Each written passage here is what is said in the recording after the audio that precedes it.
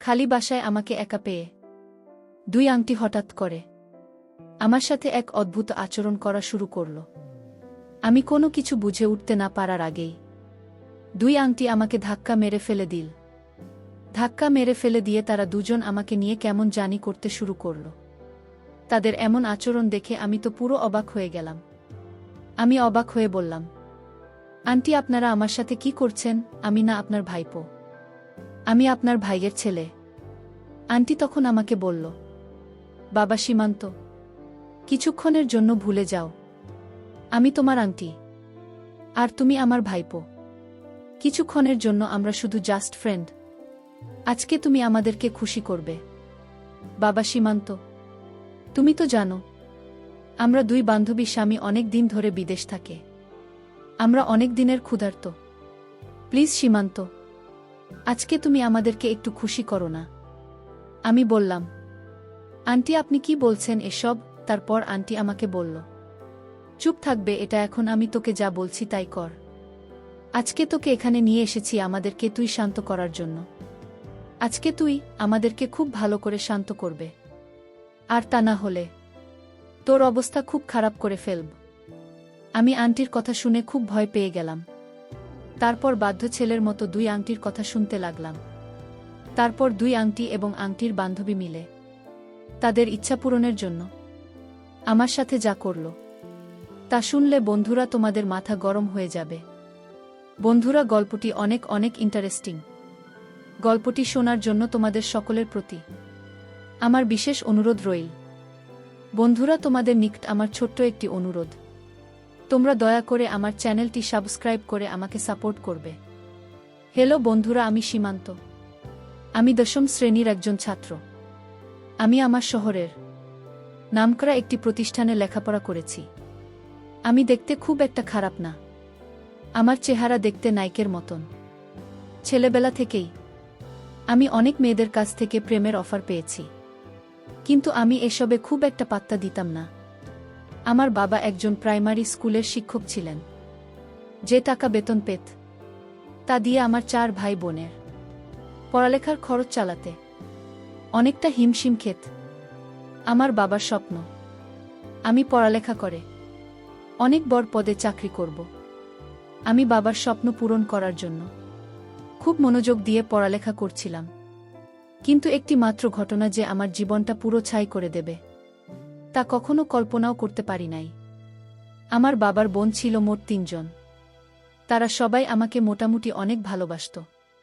তার মধ্যে আমাকে সবচাইতে বেশি ভালোবাসত আমার বাবার ছোট বোন, মানে আমার ছোট আন্টি। ছোটবেলা থেকেই ছোট আন্টি আমাকে অনেক বেশি ভালোবাসত, একেবারে নিজের ছেলের মতো। আমাকে সব সময় চোখে চোখে রাখতে, মানে আমার কাছে মনে হতো আমার আন্টি বাবা মার চাইতেও বেশি ভালোবাসতেন আমাকে। আমার আন্টির বিয়ে হয়েছে আমাদের বাড়ির পাশের বাড়ি। আমার আঙ্কল অনেক দিন ধরে বিদেশ থাকে, যে কারণে আমার আন্টি সবসময় মানে বেশিরভাগ সময়ই আমাদের বাড়িতে সময় কাটাত। আমার আন্টির অন্য কোনো কাজ নেই, ছেলে মেয়েদের দেখাশোনা করা আর ঘোরাঘুরি করা।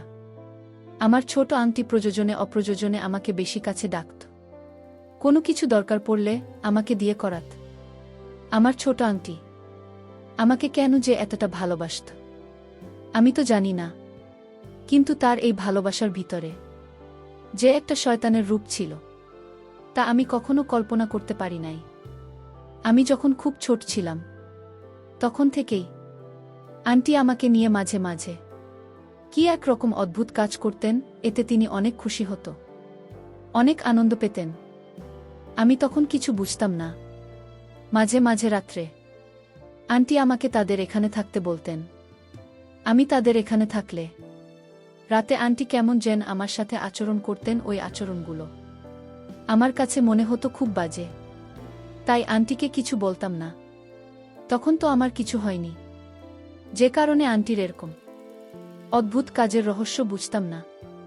যখন আমার একটু বয়স হলো, মানে যখন আমি একটু বড় হয়ে গেলাম, তখন থেকেই আমি আন্টির কাছে আর খুব একটা বেশি যেতাম না, কারণ আন্টির কাছে গেলেই আন্টি আমার সাথে উল্টাপাল্টা কাজ করত, যে কারণে আমি আন্টির কাছ থেকে সব সময় দূরে থাকার চেষ্টা করতাম। এভাবে কিছুদিন যাবার পর আন্টিও আর আমার কাছে আসে না। আমার মনে হলো আন্টি বিষয়টা বুঝতে পেরেছে যে আন্টির ওই সমস্ত কাজে আমি সন্তুষ্ট না। তারপর থেকে আন্টি ও আর আমার সাথে ওই রকম আচরণ করত না। আমি মনে মনে ভাবলাম আন্টি হয়তো ভালো হয়ে গেছে, তারপরেও আমি আন্টির কাছ থেকে দূরে থাকার চেষ্টা করতাম। একদিন আমি স্কুল থেকে বেরিয়ে বাসস্ট্যান্ডে দাঁড়িয়ে রইলাম বাড়িতে আসার জন্য। একটু পরেই একটা ট্যাক্সি এসে আমার পাশে দাঁড়ালো। আমি লক্ষ্য করে দেখলাম ভেতর থেকে আন্টি আমাকে বলছে, বাবা সীমান্ত, ট্যাক্সিতে উঠে এসো। আমি তোমার জন্য ট্যাক্সি নিয়ে এসেছি, তোমাকে নিয়ে আমি এক জায়গায় বেড়াতে যাব। আমি বললাম, কোথায় আন্টি? আন্টি বলল, আগে তুমি ট্যাক্সিতে ওঠো, তারপর সব বলছি। আমি কোনো কিছু না ভেবেই সরল বিশ্বাসে আন্টির কথা ট্যাক্সিতে উঠে পড়লাম। তারপর ট্যাক্সিতে উঠে আমি বললাম, আন্টি আমরা কোথায় যাব? আন্টি বলল, সীমান্ত, আজকে তোমাকে নিয়ে আমি আমার বান্ধবীর বাড়িতে বেড়াতে যাব। একলা একলা যাব তো, তাই আমার কাছে আমি জি লাগছে, তাই ভাবলাম তোমাকে নিয়ে যাব। বাসা থেকে তোমাকে নিয়ে যাব বলে পরিকল্পনা করে এসেছি। ভাগ্য ভালো তোমাকে স্টেশনে এসে পেয়ে গেলাম। তারপর আন্টি আমাকে বলল, সীমান্ত তুমি কি আমার সাথে বেড়াতে যেতে পেরে খুশি হওনি? আমি বললাম, না আন্টি, সমস্যা নাই, আমি তোমার সাথে বেড়াতে যেতে পেরে অনেক খুশি, কারণ অনেক দিন ধরে কোথায় যাওয়া হয়নি। ও বন্ধুরা, তোমাদেরকে তো একটা কথা বলাই হয়নি, আমার আন্টির নাম ছিল রিঙ্কি বেগম। আমার আন্টির বয়স 30 কিংবা 35 হবে। তারপরেও আমার আন্টিকে দেখে তেমন বেশি বয়স মনে হতো না। আমার আন্টি 2 মেয়ে 1 ছেলে। তারপরেও আন্টি সবসময় ফিটফাট হয়ে থাকতে পছন্দ করত। আমার আন্টি একেবারে পরিপাটি হয়ে থাকত। কোথাও গেলে সব সময় বিদেশি সেন্ট করে খুব সেজেগুজে বের হতো। আজকেও আন্টি একটা হলুদ রঙের পাতলা শাড়ি পরেছেন। একটা পারফিউমের গন্ধ পেলাম। আমি আন্টির পাশে বসা থেকেই অনুভব করলাম পারফিউমের মিষ্টি ঘ্রাণ শুকে আমার মনটা ভরে গেল। আমার আন্টি সব সময় আধুনিকভাবে থাকার চেষ্টা করত। আন্টি নিজের প্রতি অনেক যত্ন নিত। আমি প্রায়ই লক্ষ্য করতাম ইয়ান কোনো ছেলে দেখলেই আন্টি অন্যরকম একটা মোড নেওয়ার চেষ্টা করত। সব সময় সেজেগুজে থাকত, তাই আন্টিকে দেখতে খুবই হেব্বি লাগত। আমার আন্টি অনেকটা রোম্যান্টিক এবং চঞ্চলও বটে। আন্টি নিজের প্রতি অত্যন্ত বেশি যত্ন নিত, কারণে উনার বয়স 30-35 হলেও বয়স তেমন একটা মনে হতো না। মনে হতো যেন কোনো একটা রূপসী নায়িকা, অনেকে মুখে শুনেছি। আমার আন্টি মাঝে মাঝে নাইট ক্লাবও যেত। আমার আঙ্কল বহুদিন ধরে বিদেশে থাকে, মাঝে মাঝে আসত আর কয়দিন থেকেই চলে যেত। আসলে আঙ্কেল যে কি, আমার মাথা ধরে না। এত সুন্দরী, এত হ্যান্ডসাম একটা বউ রেখে কেউ কি এভাবে বিদেশ পড়ে থাকে? আঙ্কেলের শুধু টাকার নেশা। এদিকে বউ ছেলে মেয়েদের প্রতি তার কোনো খেয়ালই নেই। আর এদিকে আমার আন্টিও প্রতিদিনই ওত পেতে বসে থাকত। আমার মতো নব্য নৌজওয়ান ছেলেদেরকে শিকার করার জন্য সেদিন আমার কপালটা খুব খারাপ ছিল, যে কারণে আন্টির শিকারে পড়ে গেলাম। যাই হোক বন্ধুরা, কথা বলতে বলতে একটু পরে একটা বহুতল বিল্ডিং এর সামনে ট্যাক্সি থামল। তারপর আন্টি আমাকে ওই বিল্ডিং এর 6 তলায় একটি বিলাসবহুল ফ্ল্যাট বাসায় নিয়ে গেল। বাসার সামনে গিয়ে আন্টি কলিং বেল চাপতে আন্টির মতো একজন মহিলা বের হয়ে আসলো। ওই মহিলাটিও দেখতে অনেক সুন্দরী ষোড়শী ছিল। ওই মহিলার স্বামী বিদেশ থাকে, আর ওই বাসায় ওই মহিলা একা থাকে। মহিলার ভাষাটা একেবারে পরিষ্কার পরিচ্ছন্ন। তারপর ওই আন্টি আমাকে দেখে বলল, কি রে রিঙ্কি, ওটা কি তোর ভাইপো? আমার আন্টি বলল, হরে জুমেলা। তারপর আন্টির বান্ধবী অর্থাৎ জুমেলা আন্টি বলল, কি রে রিঙ্কি, তোর এই রকম একটা তরতাজা ভাইপো আছে, তাহলে আমাকে তুই আগে বলিসনি কেন? তারপর আন্টি বলল, আরে জুমেলা আর বলিস না, আমার এই ভাইফোঁটা না অনেক লাজুক।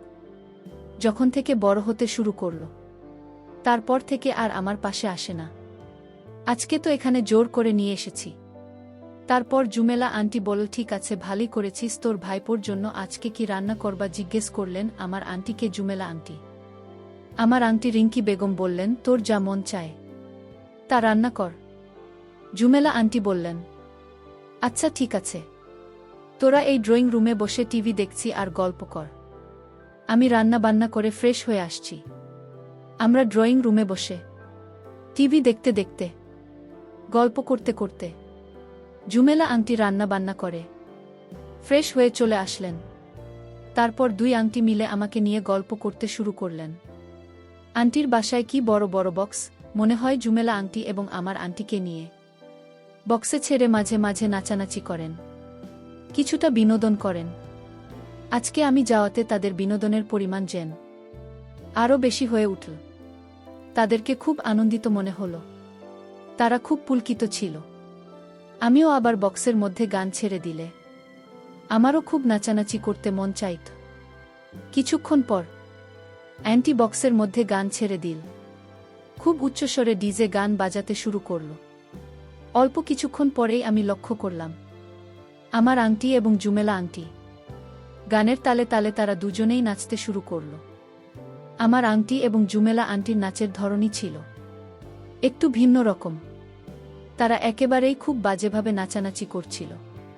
তাদের এরকম অদ্ভুত নাচানাচি দেখে আমার মনের মধ্যেও উতাল পাতাল ঢেউ উঠতে শুরু করল। আর এদিকে জোরে জোরে বক্স বাজছে, বাহির থেকে কেউ বুঝতেই পারবে না যে ভিতরে কি হচ্ছে। কিছুক্ষণ পর আমি জুমেলা আন্টিকে লক্ষ্য করে দেখলাম তিনি টিভির মধ্যে একটা মেমরি কার্ড ধরলেন এবং মেমরি কার্ড বলে কী রকম এক অদ্ভুত ভিডিও ছেড়ে আমার সাথে নাচানাচি করতে শুরু করলেন। এরকম ধরনের অদ্ভুত ভিডিও দেখে আমার মনের অবস্থা একেবারে খারাপ হয়ে গেল। আর এদিকে আমার সাথে দুইটা রমণী এত চমৎকারভাবে নাচানাচি করছে, মনটাকে কোনোভাবে ধরে রাখতে পারছি না। তখন আমার কাছে মনে হয়েছিল আমি রাজা আর আমার পাশে দুইটা রানী নৃত্য করছে, মনটাকে কোনোভাবেই আটকাতে পারছি না। আর এদিকে জুমেলা আন্টি কী রকম এক অদ্ভুত ভিডিও তার টিভিতে ছেড়ে রেখেছে। বন্ধুরা, এরকম একটা মুহূর্তে একটা নিস্তেজ মানুষও তার মধ্যে তেজে সৃষ্টি হয়ে যাবে। আর তাছাড়াও আমি তো 15-16 বছরের একটা তাগড়া যুবক। বুঝতেই পারছেন বন্ধুরা আমার অবস্থা তখন কি হয়েছিল। বন্ধুরা, আমার অবস্থা তখন এরকমই হয়েছিল। কিছুক্ষণের জন্য আমি ভুলে গিয়েছিলাম কে আন্টি আর কে ভাতিজা। শুধু একটাই অনুভূতি আমার মাথায় ঘুরপাক খাচ্ছিল। এই মুহূর্তে আমি একজন রাজা আর আমার পাশে দুইটি রানী রঙ্গিলা করার জন্য অপেক্ষায় বসে আছে। বন্ধুরা, পরিস্থিতিটা এমনই হয়েছিল। তখন আমি কি করব ঠিক বুঝে উঠতে পারছিলাম না। এমন সময় হঠাৎ আমি অনুভব করলাম কেউ আমাকে শরবত পান করানোর জন্য এগিয়ে আসছে। আমি একটু ভালো করে চেয়ে দেখলাম আমার আন্টি আমাকে শরবত পান করানোর জন্য হাতে গ্লাস নিয়ে এগিয়ে আসছে। আমি বললাম, আন্টি, আমি তো শরবত পান করি না। আন্টি বলল, আরে বাবা, একদিন করলে অসুবিধা হবে না। আজকে তুমি আমাদের সাথে একটু শরবত পান করো না, দেখবে অনেক ভালো লাগবে, সময়টা খুব ভালোভাবে কাটবে। তারপর দুই আন্টি মিলে আমাকে খুব বেশি পরিমাণ শরবত পান করাল, যাতে আমি প্রচুর পরিমাণে এনার্জি পাই, কারণ দুইজনকে তো আমাকে সন্তুষ্ট করতে হবে। তারপর শরবত পান করার পর এমনকি এক শরবত পান করাল, যার কারণে আমার কাছে মনে হলো আমি কিরকম যেন হয়ে গেছি। হঠাৎ আমি অনুভব করলাম পিছন দিক থেকে হয়তো আমাকে সাথে কেউ খুব বাজেভাবে আচরণ করার চেষ্টা করছে। আমি নজর করে দেখলাম দুই আন্টি আমার সাথে বিভিন্ন রকম আচরণ করার চেষ্টা করছে। নির্জন বাসায় আমাকে একা পেয়ে দুই আন্টি হঠাৎ করে আমার সাথে এক অদ্ভুত আচরণ করা শুরু করল। আমি কোনো কিছু বুঝে উঠতে না পারার আগেই দুই আন্টি আমাকে ধাক্কা মেরে ফেলে দিল।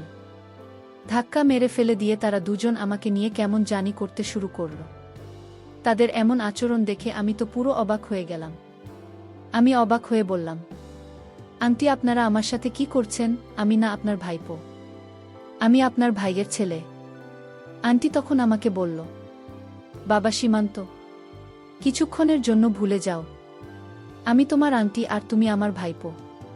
কিছুক্ষণের জন্য আমরা শুধু জাস্ট ফ্রেন্ড। আজকে তুমি আমাদেরকে খুশি করবে।